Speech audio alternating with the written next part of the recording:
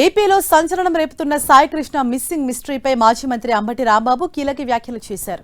ఈ ఘటనపై సీబీఐ విచారణ జరిపించాలని ఆయన డిమాండ్ చేశారు. ఈ వ్యవహారంలో ఒక్క సీఏ నాగరాజు పాత్రే కాకుండా ఇతర పోలీసు అధికారుల పాత్ర కూడా ఉందన్నారు. కేవలం సీఏ నాగరాజును బలి చేసి మిగతా వారిని కాపాడే ప్రయత్నం చేస్తున్నారని విమర్శించారు. సాయికృష్ణను హత్య చేసి దహనం చేశారని అంబటి ఆరోపించారు. చంద్రబాబు నాయుడు గారు పక్కన పవన్ కళ్యాణ్ గారు కూర్చుని డూడు బసంలాగా తలకాయ ఊపుతున్నాడు. సిబిఐ ఎంక్వైరీ ఏమని అడగొద్దండి, నాకు అర్థం కాలేదు.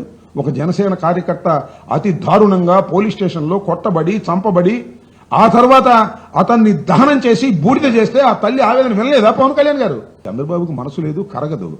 నీకైనా మనసు ఉందనుకున్నావు, నీది కూడా చంద్రబాబుతో సేవాసం చేసిన తర్వాత నీ మనసు కూడా గట్టిగా రాయిలాగా అయిపోయిందేమో మాకు తెలియదు. నీకు మనసు ఉందేమోనని పాపం వాళ్ళు భ్రమిస్తున్నారు ఆ కుటుంబ సభ్యులు. ఆలోచించమని మనవి చేస్తున్నా. ఇప్పటికైనా సిబిఐ ఎంక్వైరీ వేయవలసినటువంటి అవసరం ఉంది. This is the case for CBI enquiry.